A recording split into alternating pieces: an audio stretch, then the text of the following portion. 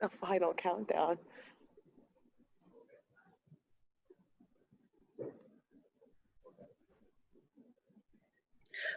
Welcome to this Albany Capital Center interactive webinar. I'm Michelle Vennard. I'm chair of the board of the Albany Capital Center Authority. We're pleased to have so many of you join us today and look forward to answering your questions. And of course, you probably know you can submit them via Zoom chat. We're coming to you from the Albany Capital Center in a meeting room that has been reconfigured and developed into a broadcast studio to serve clients now when social distancing is so important, and in the future as the technology is needed. Great energy and creativity has gone into this, developing this resource for you. In the short 3-year period that the Albany Capital Center has been part of our landscape, we've had significant impact on Albany, the Capital Region, and New York State. The number of events that have been hosted is 537. Of those events, $43.8 million in spending has resulted, and tax receipts for both the state and the county have totaled $5.3 million. But the focus of this webinar is to share steps that are being taken to get us headed toward those positive benchmarks once again.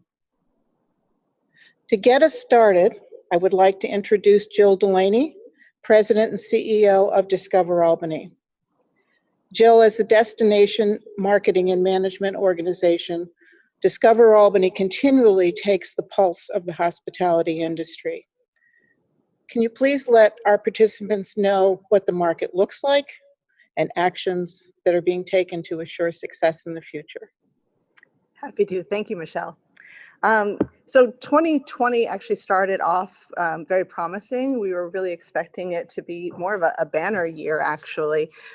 January was very strong. Our events were big. We had a lot of people in the destination. It was pretty lively.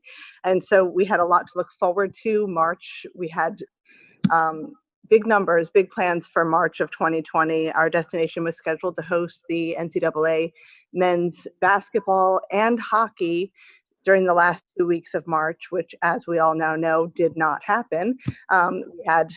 We had a whole bunch of key indicators that things were going south right as we were planning that. We started to look at ways that we might be able to do the events differently, how we could have a fanless NCAA event if that's what it came down to. And then in the end, that all went away, and it was promised to bring in millions of dollars in visitor spending to our region that was immediately lost. So in one fell swoop, millions of dollars were just decimated. So we started seeing things unravel. We came up with every contingency plan known to man, but there was nothing in the playbook to how to handle COVID-19, a global pandemic. That there is no playbook for this. So what we saw was our industry come to a screeching halt. So of all the industries that have been impacted by the pandemic, and that's pretty much every industry in some way, shape, or form has been impacted, tourism took the largest and most immediate hit. According to U.S. Travel, New York State was among the worst hit states in the country, which for those of us who are living and working here, that comes as no surprise to us. The financial implications were off the charts and definitely in the wrong direction. Our weekly traveler spend wasn't zero, but it was definitely lower than I ever thought I'd see in my lifetime. Locally, our hotel occupancy numbers were abysmal. I think the slide you're looking at right now is what U.S. Travel showed our numbers. We have February, we were doing very well, and then we just dropped off the cliff with our visitor, our total visitation spending year over year. On the next slide, again, U.S. travel showed the impact on New York State, and this is actually what, sorry, I'm trying to read this from very far away. Our hotel occupancy tax numbers were definitely impacted. The next slide, which is probably the most telling to us, is a year-over-year comparison. New York State has actually done a lot of data collecting and has deemed that tourism is the third largest industry in New York State. We have a major financial impact in the capital region. It's a $2 billion industry. In Albany County alone, it's a $1 billion direct visitor spending industry. And so this is a big deal for us when we lose these tourism dollars. So you can see that our local hotel numbers declined nearly 70% in April alone. Those are just not numbers that anyone could possibly plan for. So as much as you may have seen the hotels were deemed essential, they're allowed to remain open, that does not mean the hotels were doing well. Many of the hotels were staying open because it was the right thing to do, because there were other essential businesses that needed them, that needed a place to stay. And so they were open as a service. So we really need to remember that our hotel partners are in a very difficult position financially, but also learning how to reopen slowly and affordably, but also safely. So that's really what the landscape looks like for our industry. And hopefully that lays the groundwork for what we're going to talk about today. Thank you, Jill. Next, we also have Amelia Berry with us today, and she's the sales manager of the Albany Capital Center. Amelia, in the last 3 months, you've become an expert juggler. You've had to do rescheduling, rebooking, and unfortunately managing cancellations as well. And we'd really like to know what the impact of all that activity has been and how it's affecting the center. Yeah, thank you, Michelle. I'm sure it's not a surprise to anybody on this call today that everything in the last 3 months has been a challenge. Everything is unknown. As Jill said, there is no playbook for this. And, adjusting not only to working from home for us workaholics that like to be in the office every day, we're adjusting to our clients working from home and just dealing with all of the unknown. As my little comic makes light of, because I deal with stress in comedy, let me consult my crystal ball. Just rolled off the tongue a little too much in the past couple months. It's discouraging, but for everyone, we are in this together. For such an industry that when clients come to us with concerns or questions, we always have the answers. We're always able to offer insight based on experience or something we've seen in the past, or solve that tricky parking question for you. But with this, we just can't. There's a constant state of change, which is even more difficult with policies changing, not only for us, but we know that's difficult for our clients as well.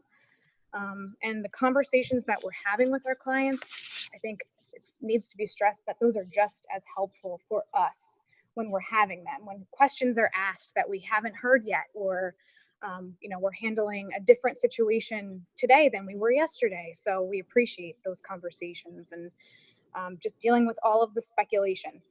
Everything that we are discussing is something that we've seen in another destination, something that another destination is expecting when they're reopening, they're rephasing plans, what's going to be in place based on a capacity limit or travel restrictions, or even will my guests be comfortable traveling or coming to an event in the future. So those are all things that have been a huge challenge, and ultimately the unknown has led to a lot of tough decisions for our clients. So from March 16th of 2020 to the end of August in this year, we were expected to have 60 events. 29 of those have since canceled. 10 have postponed to later in the year. 16 have postponed to 2021, and 4 more are still holding out hope. And we're right along there. We're right with them, holding out hope. But, of course, we understand why they made these difficult decisions, but, we're here. It's not an easy conversation or an easy decision to be made, and we're just waiting to see what happens next. Big breath. Yeah. Thank you, Amelia. And now that we've seen some of the impact, we also have with us this morning Shannon Lefidowitz, who's the Director of Sale at the Albany Capital Center. And Shannon, you've focused your attention for the past 3 months really on what's happening on the larger scope and what research is telling us and what we can look forward to in the future. So could you share that with our guests as well? Yeah, I'd be happy to. This is a great opportunity, so I want to thank my coworkers and colleagues for being with us today. I'm really excited to share all this information and have us all here together. For me, if anyone knows me, I am a workaholic, as Amelia alluded to a little bit earlier. So what do I do when I'm told I have to go home?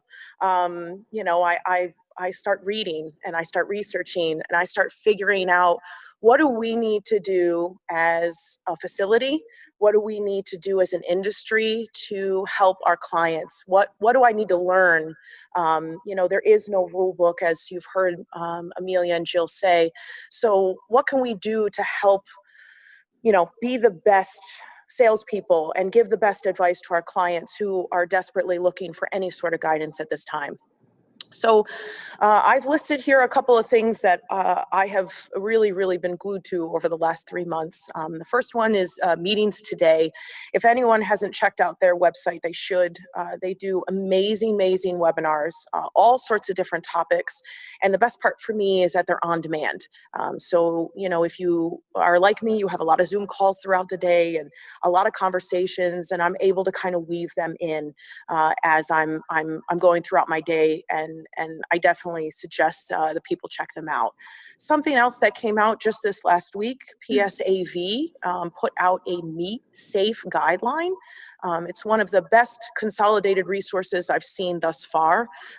As things are changing and guidelines are changing, we all know that, we might be seeing another version of this coming down the pipeline. But for current situations, this document includes floor plans, ideas for planners to consider, and a really good direction on if you're having a general session or want to have a general session or even thinking about having a general session for one of your upcoming events that you want to do.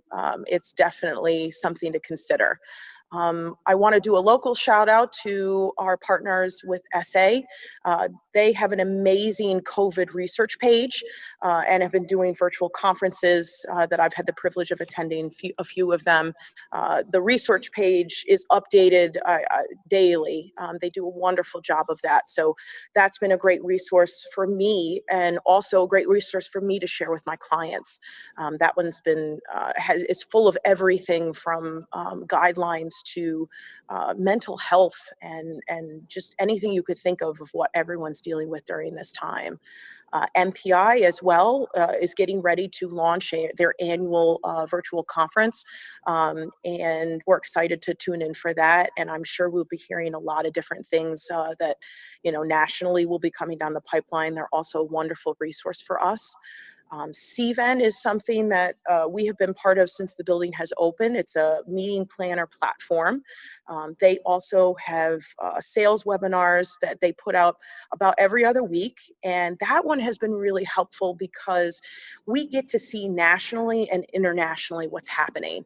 And it helps us to kind of take that pulse and see what's happening elsewhere and see if we're falling in line with exactly what other people are going through. It allows us to kind of see if we're on track with bookings, if we're on track with RFPs coming in and whatnot.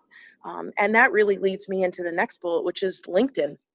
I was able and lucky enough to share some information out there and share it with my clients and as well as my partners. And I have been reading what they're sharing. And the best part about the hospitality industry is none of us are shy about talking. We all love, good or bad, sharing what's going on with us. So getting back into LinkedIn and, connecting with everyone around the region and people and destinations is great. And then the last one I want to list, again, just actually came out within the last week. IAEE has released a white pages, and it really is a good overview of, considerations for safely reopening exhibition and events. And I think everyone who is in events, everyone that does trade shows should really go to their website. You can download a free copy. It is a little long, just like a lot of other guidance that we've had, but I really do think it's important to start looking at what people are suggesting that we go through. None of this is in black and white. I don't think even the white pages is version 1.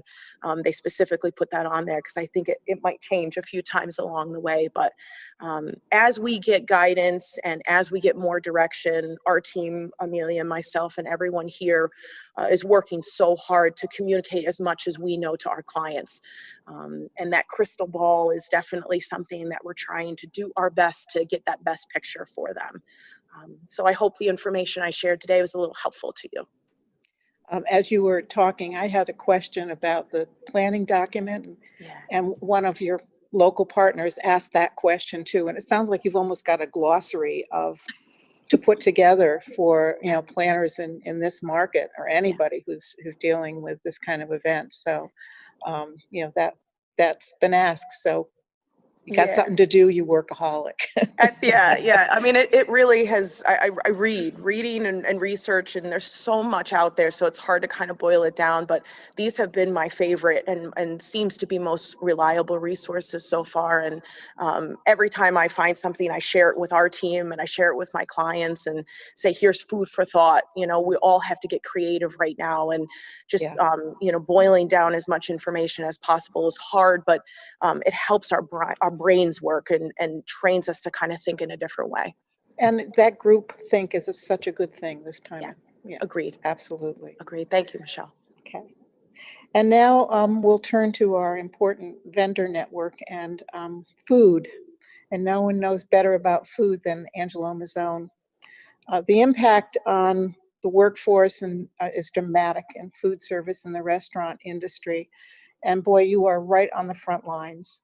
But now it's time to get restarted. And so if you could share with folks what Mazzone Compass is planning to get us restarted. Do the words grab and go mean anything to you? Well, one of the good things about our affiliation with Compass is they just keep sending us more stuff. And I think we're better prepared than anybody else in the area. As far as the worst industry that was hit, and we all know it was tourism, but hospitality and restaurants are probably the second. It was definitely a shame when the governor came out in March and said, you got to close tonight. Yeah. And then he came back and said to restaurants on Wednesday, well, you can open tonight.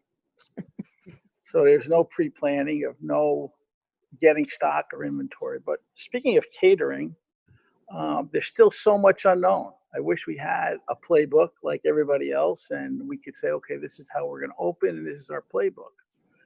But the guidelines haven't been out yet. We don't know what the guidelines are going to say. We don't know 6-foot distancing. We know 6-foot distancing will start us off, but what kind of occupancy can we have? Is it a percentage? Is it just 6-foot distancing? Is it a percentage of the size of the building? Is it a percentage of the size of the party? So there's a lot of questions, and we're trying to work through them. The other important thing is how many people are going to sit at a table. How far the tables have to be apart. You can't possibly do 6-foot distancing at a table. So what we were going to do is we were going to take a table for 8 and set 5 or 6 at, and give them plenty of room to have some distancing and then space the table out after that. The whole staffing issue of how the staff will be ready. And that's one of our main goals, is making sure the staff is, number one, safe and ready to get back into the workforce. Everybody will be in a mask. Everybody will be walking around with hand sanitizer in their pockets. There'll be hand sanitizers all around the building. All of our employees will take their temperature every day when they come in. They'll sign in. If they have a temperature, they'll be sent home. There's just so many new mandates of what we need to do in our industry as far as getting our people back to work. As far as guests, again, that's still up in the air. As far as restaurants go, guests that come into your restaurant or a facility like this all have to wear masks until they're seated at their table, and then they can take their masks off. Service staff have to wear masks, and it's a little hard listening or hearing them speak through their mask.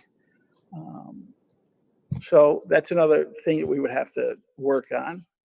Everyone in the back of the house would have to be certified that they've been through COVID training.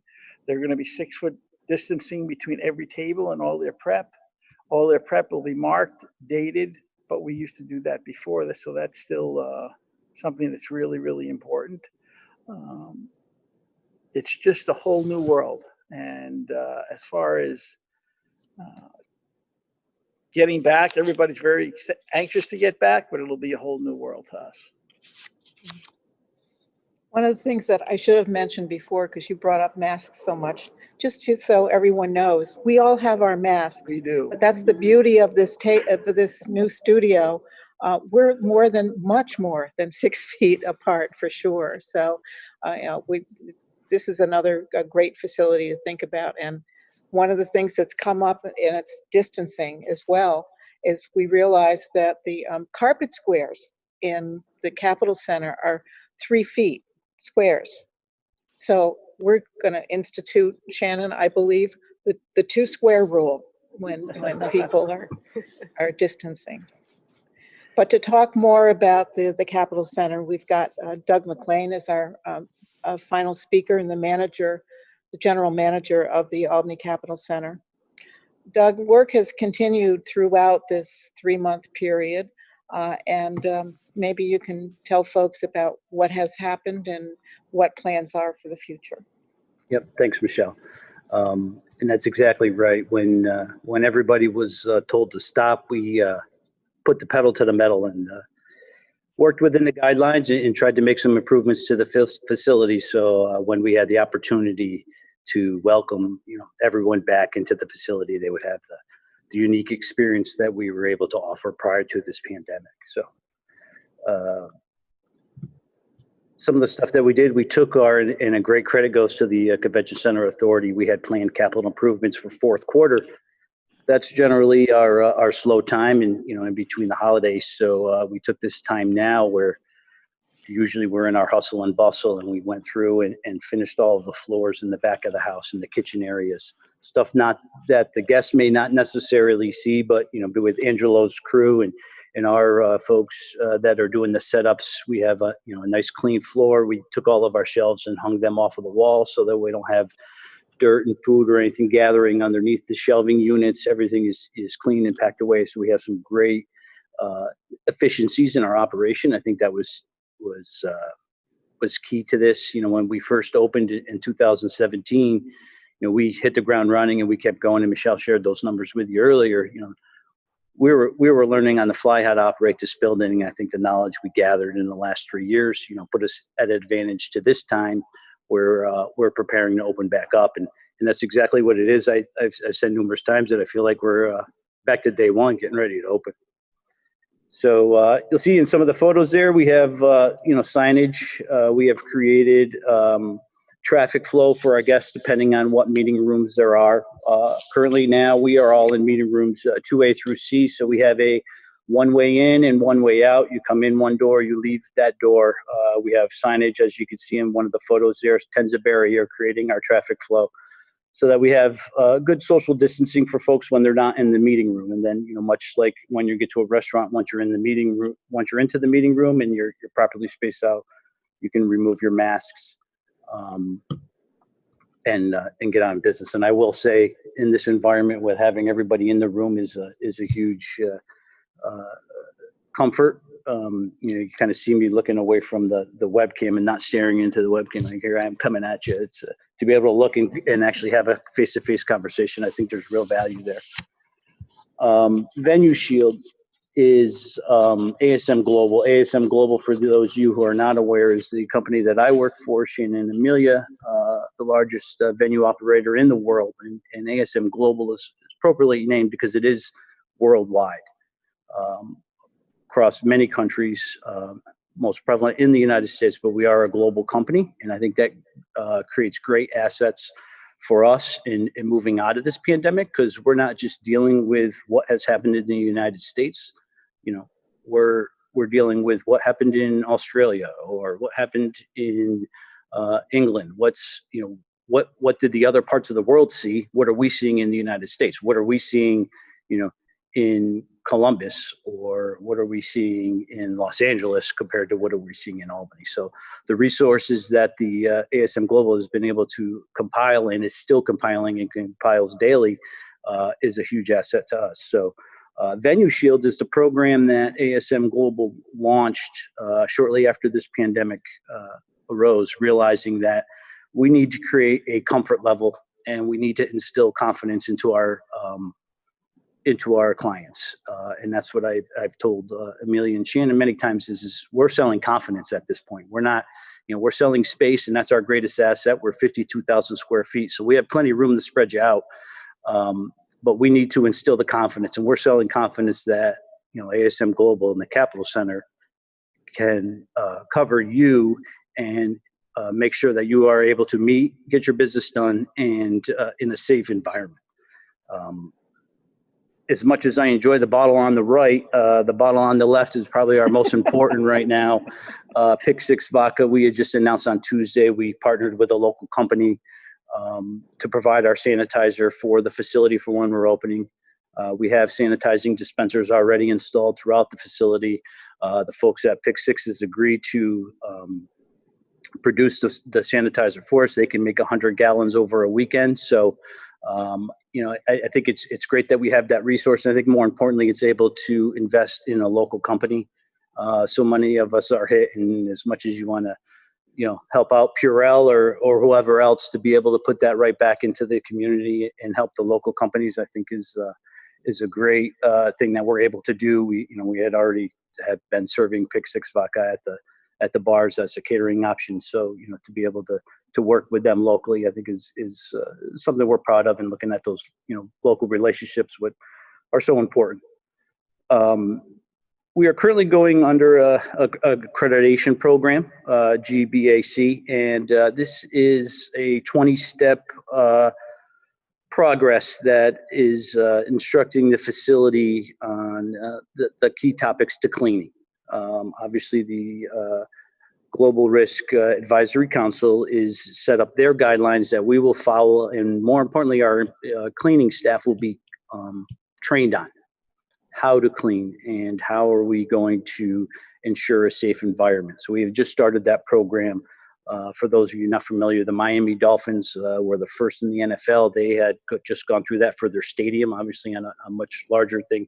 Larger scale, and then even on a larger scale than that, McCormick Place, another ASM Global facility, they have gone through this process as well. So being able to follow some guidelines combined with our Venue Shield is a great resource, and it's also a third-party assertion that reminds us that it's just not how we're going to do it. And I think, as Shannon mentioned in her stuff, it's following the industry, following protocols of experts. And as much as I think I know everything, I think we all need to learn from each other and how we're going to come out of this. So very excited for that.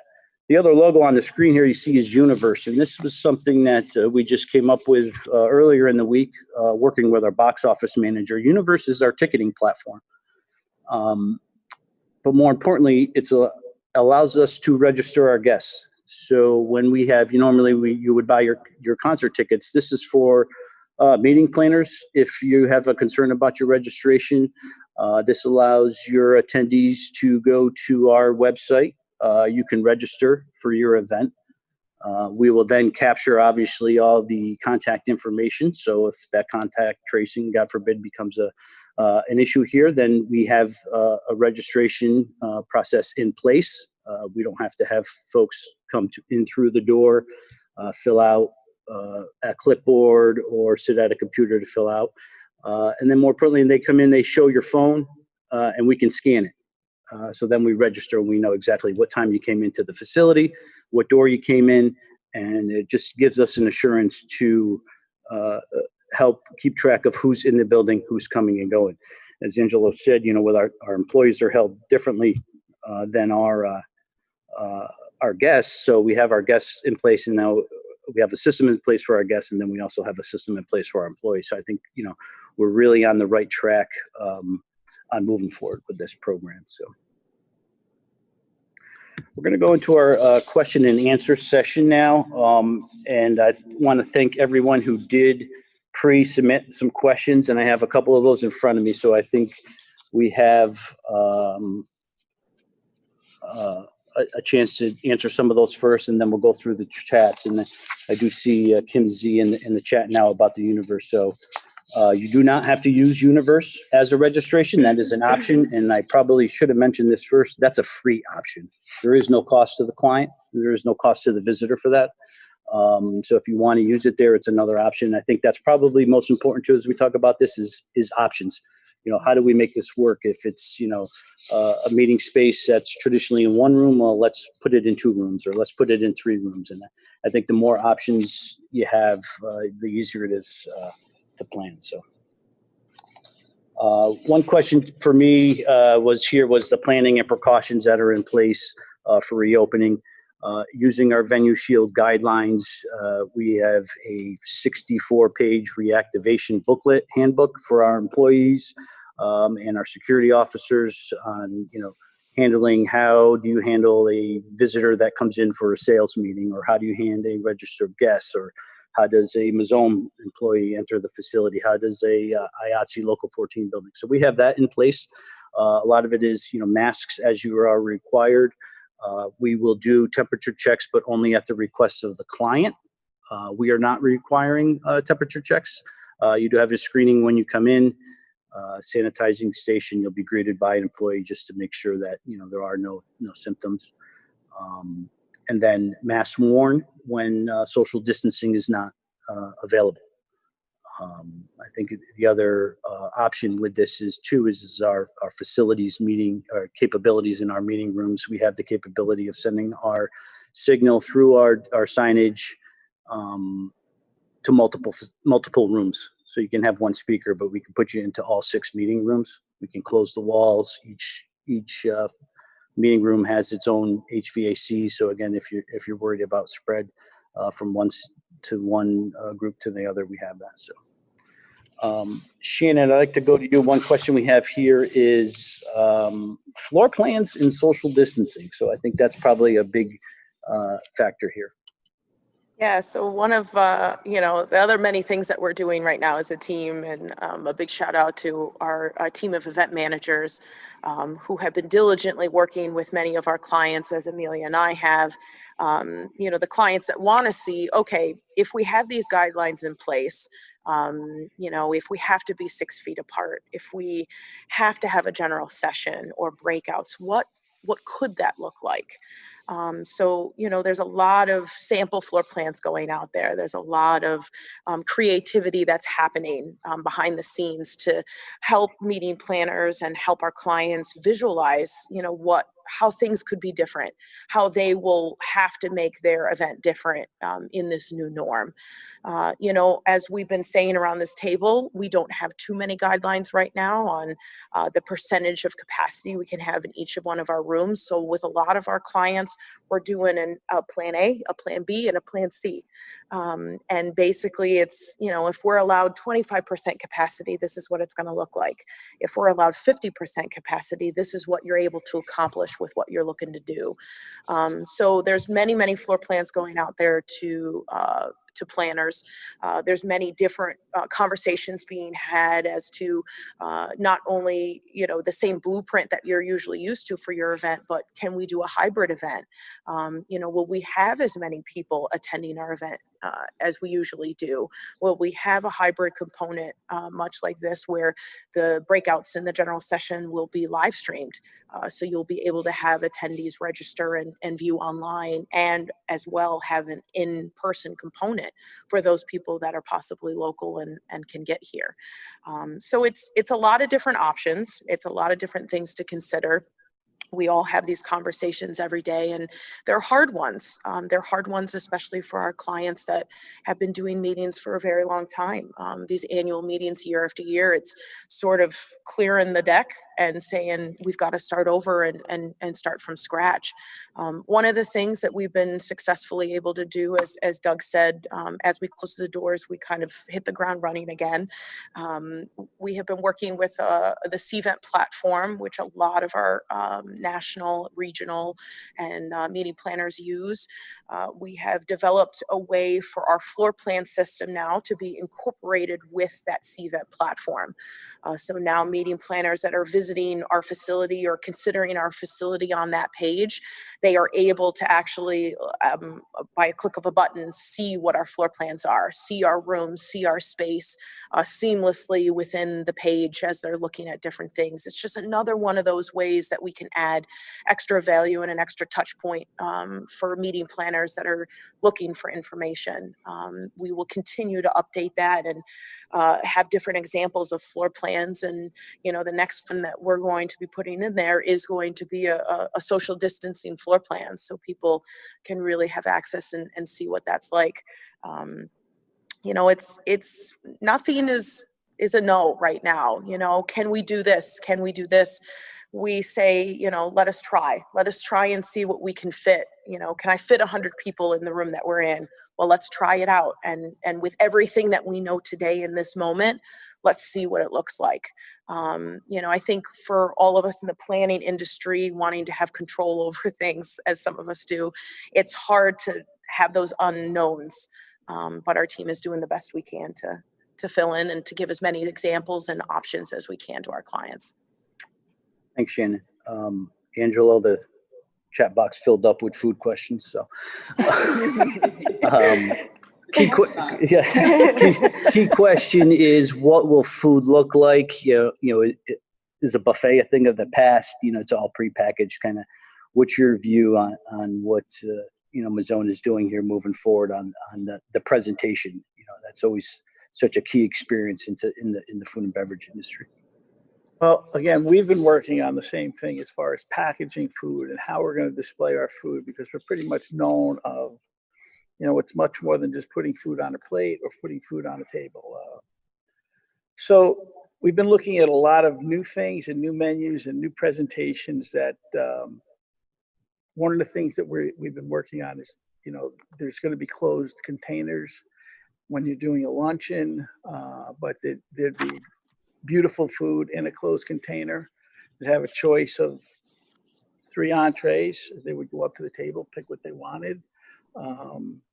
Their sides would be in a smaller container. Their salads would be in a smaller container. And all of this is done only, especially here, is flow of people. We need to get people through as quickly as possible. It might be a better way to serve people quickly with these containers that are covered, instead of people standing saying, well, I might want some of this macaroni and cheese. Well, maybe not. So I think it could be a good thing.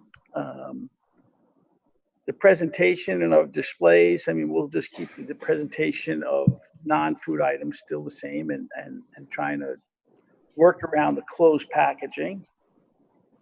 You know, as far as new ideas, and we've really done a few things. You know, we're doing cold displays, as they say, or a cocktail table. We've been working on this system where, you know, first of all, you can't have people pick up plates. So we're going to have small plates behind a screen, say, and a person back there preparing the small plates, and they would come out on a lazy Susan by themselves. So people could just grab them and move on to the next station. We've also talked about,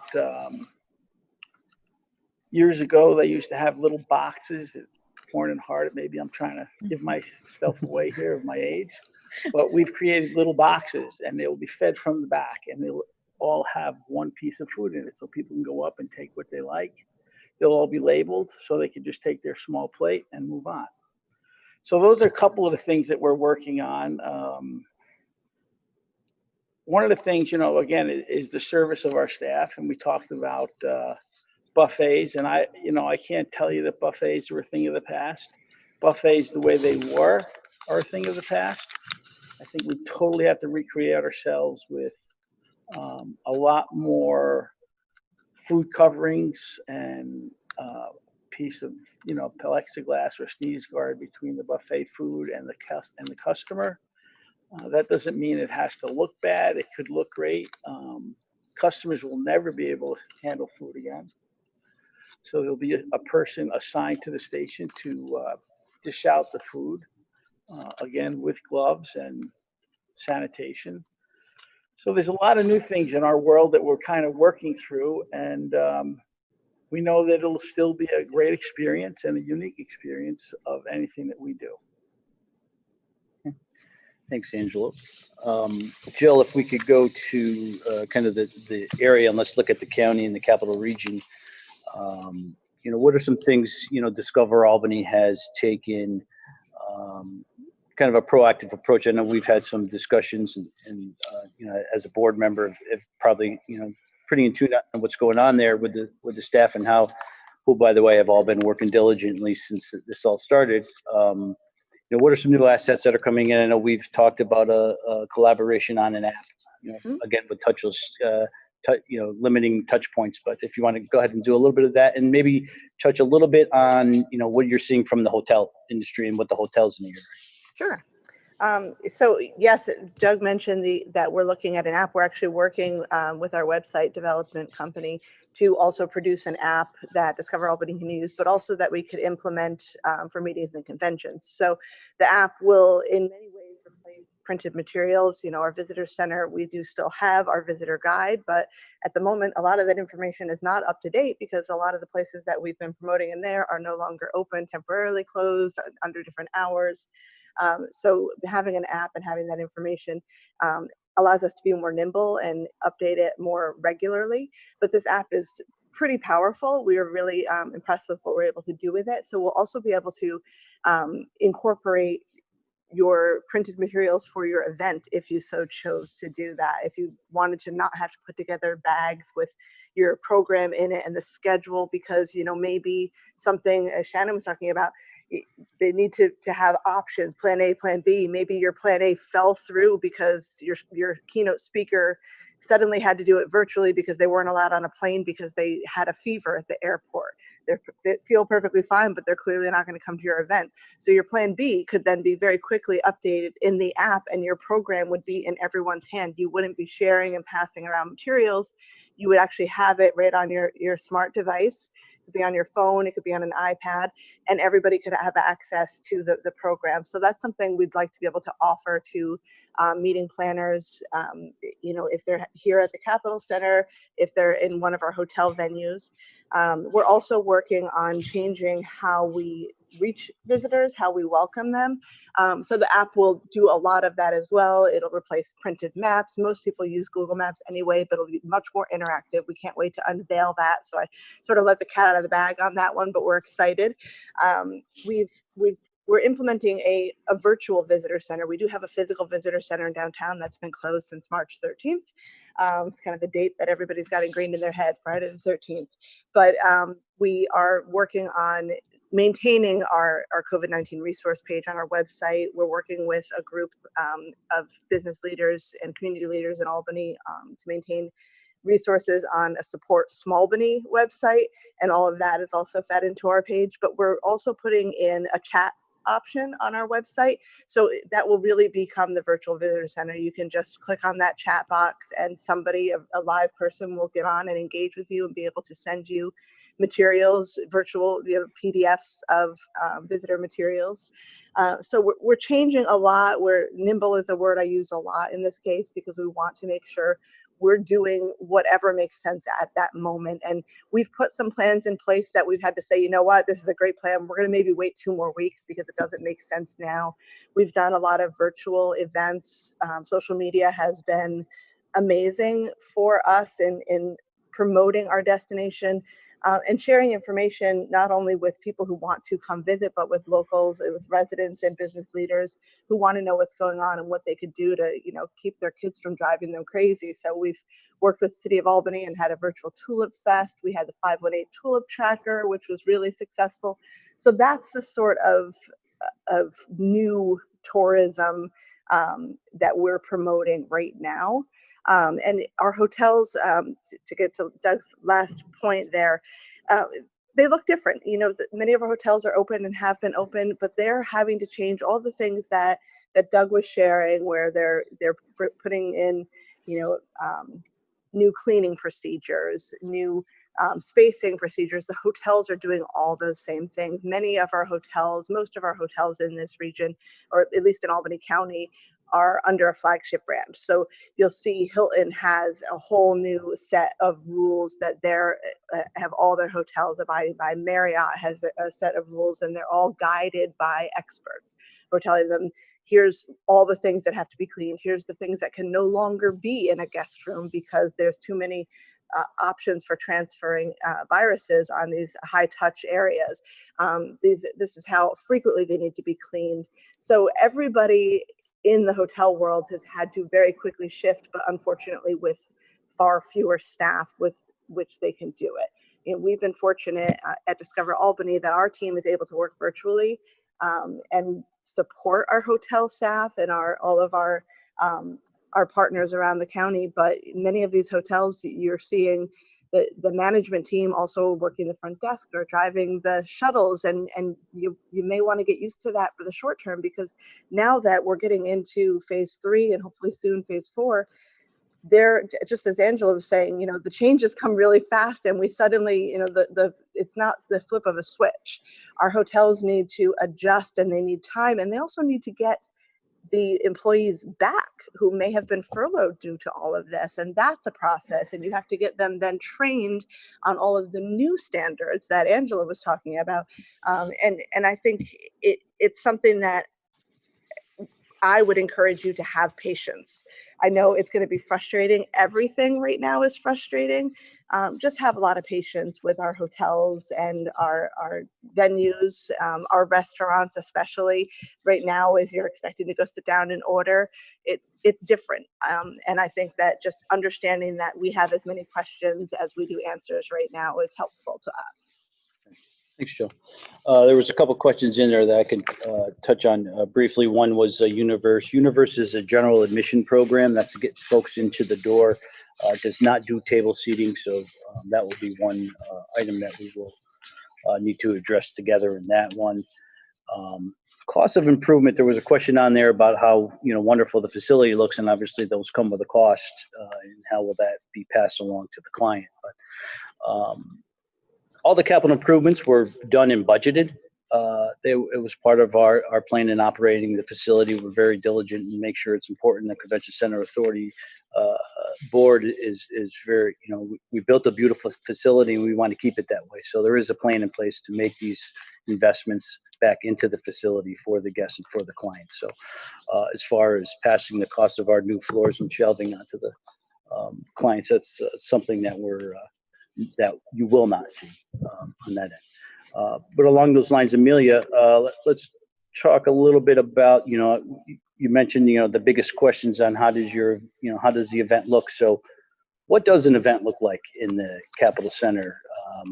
The main room upstairs, 26,000 square feet. What does that event bring to the client? So that is a challenging question, Doug. Obviously, no two events that we do here are the same. So I encourage you, I see some questions coming through about what does my exhibit room look like? What am I able to do? I encourage you to either reach out to myself or Shannon, or if you've already been working with one of our event managers, please ask them that question so that they can give you examples of what it's going to look like, not just say, oh, well, your booth will be like 6 feet apart. Give us the opportunity to show you exactly what that's going to look like and work with you and try and solve those problems one-on-one. We realize that this is an unknown time for everyone, and what works for one client and one event may not work for another client and another event. So, just like I think we do a good job of taking care of our clients on a one-on-one in an individual basis in every other aspect, but we're asking for that opportunity here as well. Just understanding that it may take a few more emails or a few more phone calls to get to a solution that works well for everybody. But, we are here, we are still working, and please reach out to us with your questions. And if we think that it's something that would benefit more than just you, we're doing our best to share information. Myself and Shannon are trying to do our best to share information as we get it. Thanks, Amelia. And I think one thing we talked about, so our staff does a daily conference call, and our event managers, who I know are listening, hi guys, we're engaging them in the process a little bit earlier than we normally would. So, Shannon and Amelia are both very protective of their valuable clients, so they want to make sure that they're handled appropriately and make sure that, they engage our event managers earlier in the process to start working on those floor plans, because we realize that floor plan is probably going to change quite often from the time we start booking your event and we get that signed contract to the time that it happens. A couple questions came in regarding AV. I think AV is probably the most important part of this moving forward. And I've said numerous times, the AV company who's able to figure this out the quickest and the most reliable is probably going to have quite a bit of business in their future. So AV obviously is very important, and we have great partners here at the facility and very talented people. And you could tell by the presentation that we're doing here today on what we have and are able to do, and we're going to share more moving forward. Our internet service here at the Capitol Center, for those of you who don't know, we have 1 gig of service at the Capitol Center. That's a lot. And we have that service is redundant with the Times Union Center next door. So the Times Union Center and the Capitol Center are sister buildings, both run by ASM, and we have built redundancy within the facility so that if the internet fails here at the Capitol Center, that it can be supported by the Times Union Center, and also this vice versa. If the Times Union Center has a failure, we're able to support them. Our Wi-Fi is addressable, it's assignable, so we can dedicate bandwidth to specific users. And I touched a little bit earlier on how we're able to distribute a signal, within the facility using our existing systems. And we're looking, as again, we talked about capital improvements, about what other investments can the facility make to make the end user, yourselves, those who are joining us today, what can we do to make the facility better? Another protocol that we've changed in light is our parking. So we have a parking garage underneath the facility. It's 100 spaces, and generally fill it from the bottom up. We've changed that to fill from the top to the bottom. And that's to eliminate, or not eliminate, but at least limit the use of elevators. We know that they could be packed in there and coming up through. So we do have elevator etiquette signs in our elevators, but we also do have improved our stairwells, which we actually did last year, so that folks can park on the top and then they can walk up 1 flight of stairs should they choose, again limiting access in there. We are also taking our kiosk, that is for payments at the 1st floor, and moving that into our lobby so that it's more accessible to us and it's able to be cleaned in between uses. And then part of our app is a payment through your phone. I know you're all asking, why can't we just offer free parking? But let's work on the kiosk part there. Looking at another question, we have 5 minutes, so we have a couple more questions.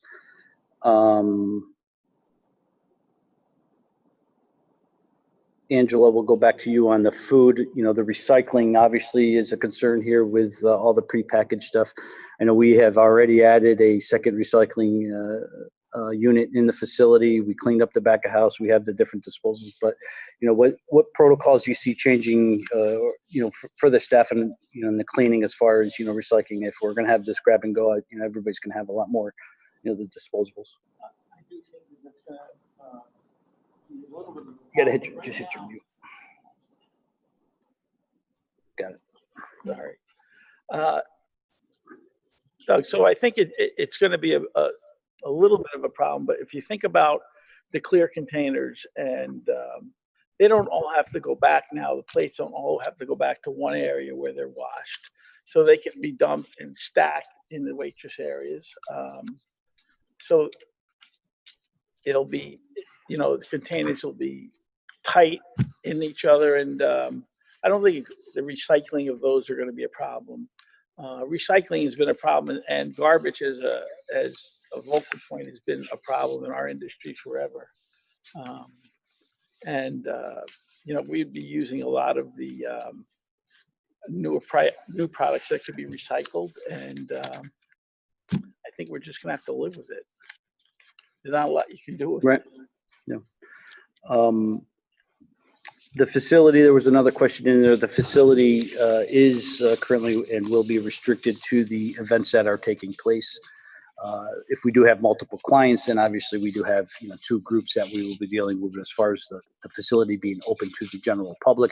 You know, it's closed when there's no events going on, other than the walkway that runs between the Renaissance and the Empire State Plaza and the Times Union Center, the arena proper. You know, everybody who walks through those doors is greeted by security personnel, and it will be restricted to attendees that are for the registered event. The cleaning certifications was another question, and whether the Empire State Plaza or the TU will move forward with that. Right now, we're using the Capitol Center as a pilot, and seeing how that goes. It's based on a square footage, so obviously at this facility is a little easier for us to go through those protocols, and then once we complete that, we'll evaluate if the Times Union Center will move forward. And then I can't speak to the Empire State Plaza on that, but we as Capitol Complex partners meet regularly on that. So we're wrapping up here with about 5 minutes left, so I will open it up to the floor if somebody has something that they do want to add before we have our closing. I want to put your internet into real people speak. So basically what that means is we've got a lot of internet, which means that if you were to do something in this facility, we did get permission to host virtual events like this. So if your organization needs a space to host a conference or a panel like this, we're able. Biggest question that I had with Doug when we first announced that we were going to do that is, why would we want to do that when you can do it from home? And that's where the internet comes in. Here, you're not sharing your 20 megabits per second with your spouse, your children, and perhaps your neighbor who's stolen your Wi-Fi password. There's also less distractions, I have to say. Being here is a lot nicer. My dog's not barking, my husband's not barging in. So those are some positive things that just think about when people are like reaching for that normalcy. Doing something like this in a facility that's made for it can help. There's also tech help, as you saw. You know, if things go wrong or if your mic is muted, we're here and we're here to fix it and help you and navigate those technical difficulties as they come. Thanks. With that, I think we can wrap things up. I just want to give a great thanks to Michelle for moderating today and getting us going, and as our board chair, you know, leading us here into this pandemic and the reopening of the facility. I saw one question on there, when we will open again, and you know, we are part of phase 4 as this facility, which for the capital region is July 1st. anxiously awaiting those guidelines. We do have some tentative events scheduled for July, if permitted, but August will be the date that we hope we are back in business and letting folks in. With that said, we are able to do webinars for 10 or less people at the moment, and so if anybody does want to take their show on the road, we're here for you. Thank you to ACES, who is our video production crew here today. You all can't see the rest of the room, but it does look like a television studio and the equipment that's in here. So thank you for ACES and your reliability and your efforts for this. Tech Forward Inc. is our IT services, who have supported us in making sure that lot of internet is available for us. Jill, Discover Albany, thank you for your participation. Angela with Mazzone Hospitality, and of course, Amelia and Shannon, thank you guys all. Another shout out to Baker Public Relations, who helped us put this together behind the scene. Very great to have a great support team here to be able to run this facility. So with that all, thank you so much for attending. It's overwhelming to see the interest that we have with the facility. I think it speaks volume of what this area can accomplish and what we will accomplish. So with that, we cannot wait to meet you again. Thank you. Thank you. Thank Bye. you.